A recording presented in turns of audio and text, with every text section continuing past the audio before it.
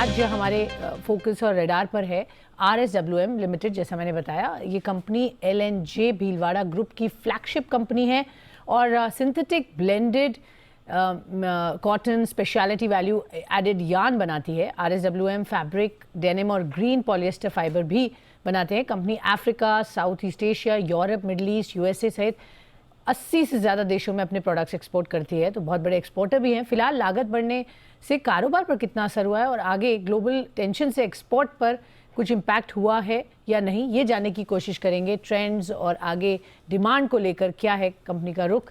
चलते हैं कंपनी के CMD रिजू झुनझुनवाला साहब हमारे साथ शो में जुड़ रहे हैं। सर, बहुत बहुत स्वागत है आपका, वेलकम ऑन द शो। सबसे पहले मैं अगर क्यूज़ लेती हूँ, आपके पिछले जो नंबर्स देख रहे थे हम, Q4 FY22 रिजल्ट्स तो अच्छे रहे, लेकिन मार्जिन्स पर थोड़ा प्रेशर देखने को मिला है। उसके क्या कारण था खास? ये Q4 में रिजल्ट्स में आपको वॉल्यूम्स में और मार्जिन्स में दोनों में ही compare to Q4 of last year थोड़ी बढ़ोतरी देखने को मिलेगी। इसका एक मेन है कि जो सारी पेंट अप डिमांड की जो हम बात करते हैं कोरोना के बाद एक्सपोर्ट के डिमांड की सब कुछ, और वो Q4 में आगे बढ़ के आई है। मार्जिन्स पे थोड़ा बहुत प्रेशर जरूर रहा है। इसमें आप अगर मेनली देखेंगे जो कॉटन यार्न का सेगमेंट जो है उसमें मार्जिन में ज्यादा थोड़ा गिरावट देखने को आया है, because cotton fibre prices have gone up astronomically. तो जो कॉटन यार्न के प्राइसेस जो बढ़े जा रहे थे पूरे 2021 में, और जिसके कारण सारे फैब्रिक कंपनीज जो हमसे खरीदती थी कॉटन यार्न, वो सारे कंप्लेन कर रहे थे हमारे अगेंस्ट। वो आके आज एक सिचुएशन एक ठीक हो गई है जहां पे कॉटन फाइबर के प्राइसेस ज्यादा बढ़ गए, लेकिन कॉटन यार्न पे प्रेशर काफी ज्यादा है। आप बात करें RSWM की, तो RSWM में एक जो अच्छी चीज है हमारे लिए वो कि the blend of synthetic yarn, synthetic dyed yarn compare to cotton yarn is almost equal. So you cannot call us a cotton yarn company, you cannot call us a synthetic company. कभी कभी cotton में ऊपर नीचे देखने को मिलता है, तो आपको सिंथेटिक में ज्यादा फायदा देखने को मिलता है, और वही हमारे साथ अभी हो रहा है आज के दिन। काइंड ऑफ डी रिस्किंग एक स्ट्रैटेजी आपने अडॉप्ट की हुई है। मैं देख रही थी पैट 60% बढ़कर आया था Q4 FY22 की बात करें। क्या यही ट्रेंड्स आगे कंटिन्यू करेंगे? हम एक्सपेक्ट कर सकते हैं इसी तरीके का मोमेंटम, या यहाँ से बेहतर भी हो सकती है आपकी performance in terms of profitability? Ma'am, momentum की बात करें तो जैसे अभी 2.5 महीने निकल गए फर्स्ट क्वार्टर के। एक महीना बहुत ही बढ़िया गया है और एक महीना थोड़ा आप देखें तो बिकॉज सडनली अप्रैल के बाद क्या होता है, सारी कंपनीज अपनी बाइंग परचेज सब कुछ खत्म कर लेती है। तो मई का मंथ थोड़ा एक हमेशा नीचे रहता है। और फर्स्ट क्वार्टर वैसे भी हमने देखा है of every year for a textile company is always the lowest of the entire year. However what we are seeing in this particular year is that except for cotton yarns, जहां की मैं बोल रहा हूँ कि और सारी जितनी कॉटन यार्न की 100% कॉटन यार्न की कंपनीज है आज के दिन, they are taking 20 to 25 to even 30% of shutdown, because they are not able to recover even the operating cost of cotton fiber. हमारे केस में वो सिचुएशन बेटर है कि हमारा जो सिंथेटिक के ऊपर झुकाव है वो करीब 30% है, और बाकी a large portion of our business, around 15 to 20% of our company turnover comes from denim fabric. So denim fabric जो पूरा लास्ट ईयर हमने बिल्डअप किया है, सब कुछ वॉल्यूम्स हमने बिल्ड किए हैं 27 लाख मीटर्स अ मंथ के, which are one of the top 3-4 volumes in the country. Over there now we are starting to see profitability, because cotton yarn के prices जैसे नीचे जा रहे हैं वैसे denim fabric की profitability ऊपर आ रही है। So RSWM में profit is going, I mean profit का जो हम ग्राफ देख रहे हैं, it's quite steady for us because of the gray synthetic yarn, dyed synthetic yarn, and the denim fabrics that we are seeing. Okay, sure. So काफ़ी stable और यही levels पर आप एक्सपेक्ट कर सकते हैं प्रॉफिट, जैसा आप बता रहे हैं। कंपनी बोर्ड ने अप्रूव किया है रेजिंग 250 करोड़। आपने राइट्स इशू शेयर कैपिटल के पॉइंट ऑफ व्यू से यहाँ अनाउंस किया है, उसका क्या यूटिलाइजेशन होगा? हम जैसे मैंने कहा, आपने शुरू में एक वर्ड यूज किया, D risking. So textiles we have seen traditionally, at least I have seen personally in the last 20 years, every 3-4 years there is a big boom cycle, down cycle, etc. in the textile company. But overall, a textile company in the last, if it's managed well, costs are well, product profile is diversified, there is always a big upside in any textile company in times to come. और जिस तरह से हम देख रहे हैं, सारा China plus one theory हो रही है कि भाई चाइना से लोग माल कम खरीद के इंडिया से माल खरीद रहे हैं. Indian exports all over the world are increasing. Indian domestic market is increasing. So we see ourselves as RSWM as very well poised in all our sectors, in yarn and in fabric, to grow the company.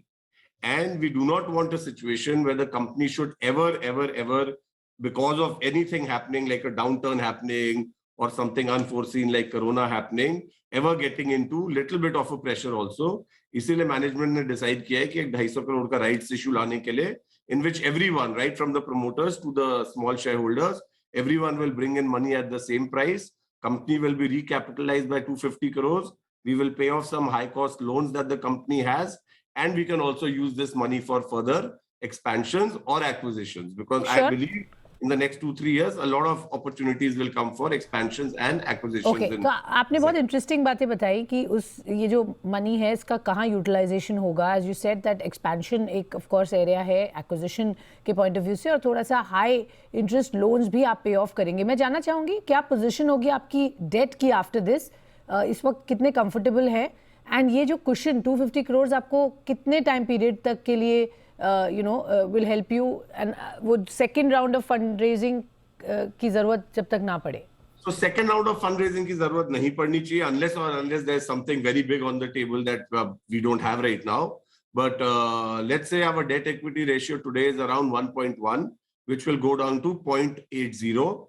And what is very healthy about us as a company is obviously all the loans that we have taken are also getting a 4 to 5% interest subsidy because of the Rajasthan state incentives. So our net cost of loan only comes to around 5%. And the way we have, all the repayments we have scheduled now for the next 8 to 10 years is किसी भी साल में 125 करोड़ रुपए से ज्यादा हमारा repayment नहीं जा रहा है. So on a revenue of around 4,000 crores, which you can take as the base of the company today, the net repayment every year is only around 125 crores. And we feel that we are in a very comfortable position, especially after this capital infusion also, to take care of all the loan interest and repayment obligation. But exports को लेकर, since you are a big exporter too, वहाँ पर क्या trends और cues दिख रहे हैं? वहाँ पर आप कहाँ से ज़्यादा अच्छी ग्रोथ एक्सपेक्ट करते हैं, या कुछ मार्केट्स में अभी दबाव देखने को मिल रहा है बिकॉज ऑफ जियोपॉलिटिकल टेंशंस? हम एक्सपोर्ट्स की बात करें तो हमारी कंपनी करीब 35 to 40% हमारा टर्नओवर करीब एक्सपोर्ट करती है. ये करीब स्टेबल है. ये कोरोना के टाइम पे काफी कम हो गया था, but now it's around stable. So out of total 4,000 crore revenue we had around 1,200 crore of exports this year. Exports की हम बात करें तो हमारे लिए जो मेन RSWM के लिए और सारी कंट्रीज के लिए इंडिया की मेन कंपनीज की बात करें तो मिडिल ईस्ट एक बहुत बड़ा मार्केट रहा है हमेशा. इसमें Turkey has been one of the biggest trade partners for India. ये जो अभी जियोपॉलिटिकल सिचुएशन चालू हुई है Turkey between Russia and Ukraine, इसके कारण टर्की में एक्सपोर्ट जरूर एक बार थोड़ा कम हुआ है हमारा, because Turkey is a large exporter to this place, to Russia. So that has reduced. Countries like Iran, etc., जिस पे sanctions लगे हैं, they also have been large trade partners of India, so that has reduced. But for RSWM, I mean, I don't think हमारे को कोई major problem है, because आज के दिन आप जो देख रहे हो, सारा जो export shift हो रहा है from the west.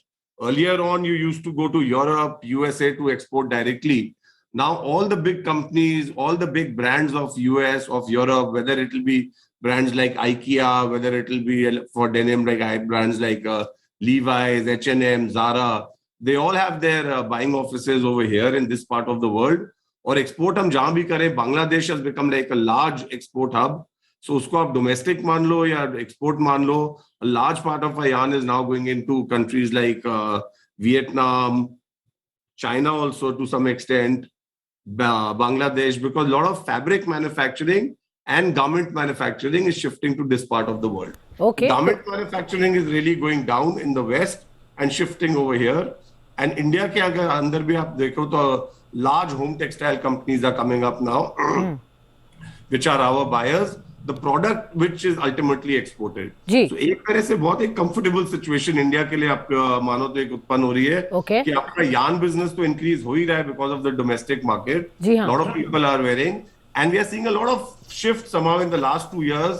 from formals to casuals. Casuals, absolutely. इसलिए cotton yarn is doing well in the last 2-3 years. It's a temporary blip right now because of the cotton fiber becoming astronomically, I mean, expensive. I mean, it used to be something like 60,000 rupees a candy. It's gone up to around 110,000 rupees. So double से भी ज़्यादा हो गया. Okay, fair enough. Double से भी ज़्यादा हो गया, and at particular point, obviously, there's a backlash from the customer. जी, बिल्कुल. The customer cannot pay beyond the point. Okay, but जैसा आपने कहा, casual wear and athleisure, that's the new way of looking at things. वहाँ पर हम काफ़ी traction देख रहे हैं. मैं क्विकली आपसे जानना चाहूँगी, करंट इंस्टॉल्ड कैपेसिटी क्या है आपकी? आपने कहा एक्सपेंशन के ऑफ कोर्स प्लान्स है, तो एक्सपैंड अगर आप करेंगे तो कितना इस साल या अगले साल के लिए सोचा है? बिकॉज डिमांड आप क्लियरली कह रहे हैं बेटर हो रही है, एक्सपोर्ट्स भी आप यहाँ से अच्छे ट्रेंड्स देख रहे हैं. So our total expansion अभी जो हमने between starting 6 महीने पहले से चालू करूँ और आज की बात करूँ, organically it's around 1,200 crore rupees, in which we will be adding around 1 lakh spindles, 1,10,000 spindles. We are absolutely, I mean, in RSWM, it's a 50-year-old company, but what we are doing every year is whatever are the old spindles, we are changing them and making them absolutely modern and technologically relevant. So to that extent, our average age of spindles, जिसको आप main textile की spinning machinery बोलते हो, is less than 10 years for any this thing. So that's a lot of that. We are putting up around 100 crore rupees जो आपने बात करी casual wear की. So a knit fabric project we are putting up, which is starting commercial production as we speak right now. So that's around 300 tons of knit fabric, which we have plans to increase to around 1,000 tons in the next 1 or 2 years. And at the same time, we are trying to look at a couple of inorganic growth opportunities. Okay. But उसके बारे में कुछ कहा नहीं जा सकता because you know everything is under NCLT and that takes its own sweet time, but all in the yarn division, all in the yarn. Wonderful. So काफी बढ़िया expansion plans हैं, acquisitions are also on the radar. और जैसा आप कह रहे हैं कि यहाँ पर growth prospects भी strong है. बहुत बहुत शुक्रिया रिजू झुंझुनवाला हमारे साथ जुड़ने के लिए और बताने के लिए आगे कंपनी के किस तरीके के plans हैं, क्या है business outlook.